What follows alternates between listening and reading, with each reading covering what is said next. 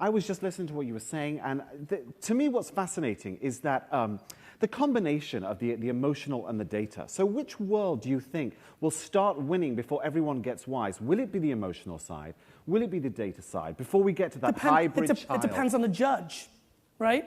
Like, it's a flawed human being, because we're all flawed, a human being will make that decision. So in some organization, it's gonna be the creative, because the decision maker likes creative. I mean, listen, we lose business in my agency because we're asking people to storytell 24 hours a day. It's hard.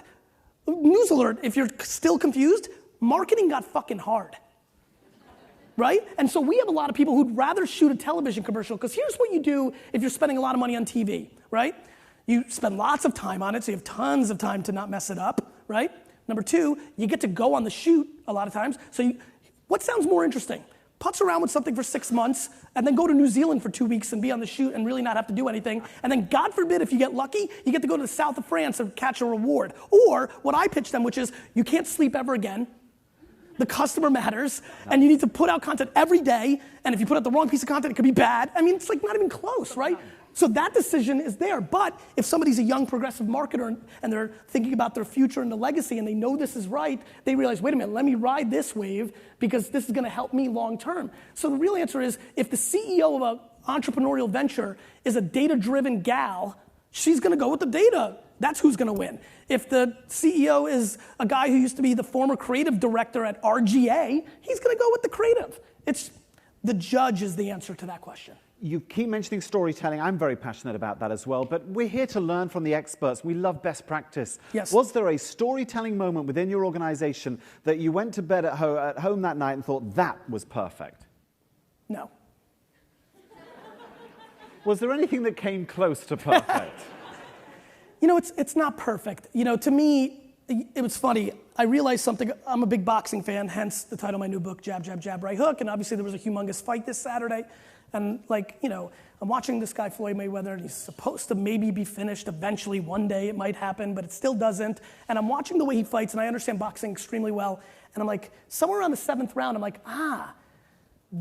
that's how I am as a businessman. I'm a counterpuncher.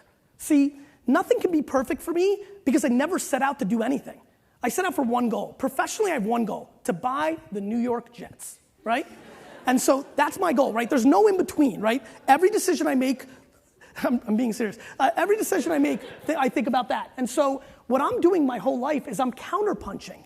I'm reacting to what the consumer's doing, and I'm giving them value in return. And so for me, I've never thought of campaigns, right? That's never been in my mind. As a matter of fact, even the campaign work we now do comes from insights from the micro content we produce. That GE 6-second science, which is a huge win for us right now in the advertising world, it came from one Vine video that over-indexed it data-wise, made us pay attention, then made us do more creative. It over-indexed it data-wise. We felt confident that there was something there, and we pitched a bigger campaign. That's counterpunching for business, instead of sitting in a room, you know, and being creative and being like, I got it, unicorns, right? Like that, you know. And so, you know, the reason I say never perfect, because for me, it's kind of like hedging. Like, if you're responding and if you actually give a crap about the end consumer, you have the ability to, with the data we have in place now, actually listen to them.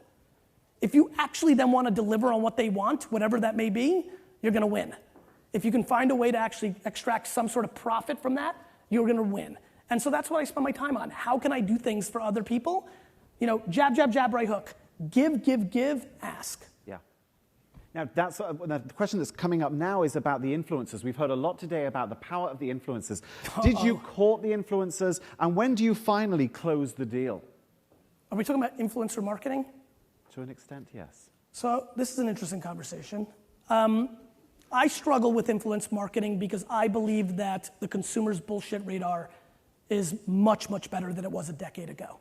And that, you know, when you think about extracting value from somebody else to endorse your product, that's great and it's fine and it can be a moment, but you're not building equity for yourself, you're borrowing equity. So I'm not a big fan of it in general, though I did start a Vine agency to rep Vine celebrities. because I do feel in video form and like branded content, you can do a little bit more. For example, I've never, ever, as somebody who had a lot of Twitter followers, I've never tweeted a tweet for promotion purposes.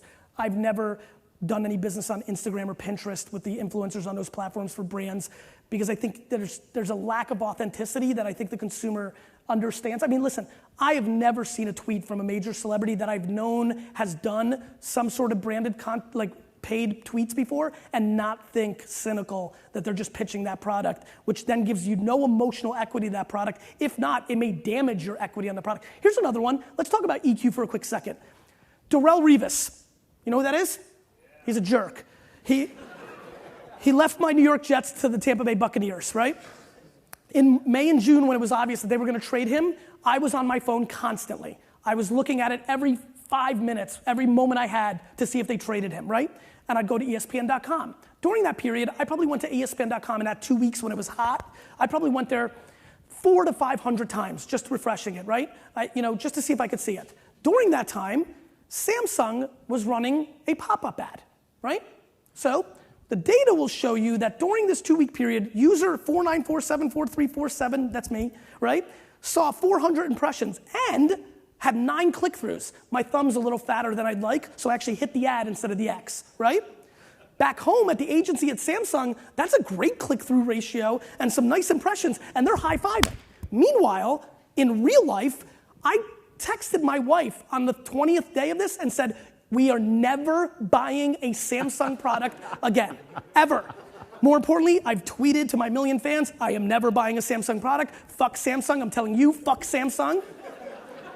And so, the data shows success within the context, but the emotion that I had for an ad that is so intrusive, it's one thing for a banner or a pre-roll or things of that nature, but in mobile, where the whole screen gets taken over and I can't get to what I want, and 3 seconds actually matters to all of us, right? Time is the commodity we value. It's in my way, and now I hate that brand. I don't like it, though the data back home looks pretty awesome. Please welcome the CEO of Samsung. I'm only kidding. So last question, because time is almost out. Yes. Some of what you're telling us, I have to be honest, is conflicting with some of the wise words from our panel. Well, they weren't wise. So, there has to be middle ground. So on the Samsung example, one of the points from the panel was, keep swinging even if you miss. What is your position on that? I'm guessing that's not the way to do it. And this is all about building up brand. So I don't know the full context. And listen, there's a million ways to skin a cat. And I'll be very honest, I'm the first to admit, I'm running a marathon in a sprinter's world. So what I sell and what I believe and what I drink and the dog food that I eat is not for everybody. If you want results in a quarter, you've got to mix other things. But if you give a shit at all about certain things like, I don't know, your legacy or long-term value or the health of the business you actually work for, the stuff I'm preaching needs to be very seriously considered. Last question is a yes or no. Did you send the champagne to the dad? Did I send the champagne to the dad? Yes, I did. Ladies and gentlemen, Gary Vaynerchuk, thank you very much. Very nice. Thank you so much. All right. Thank you, sir.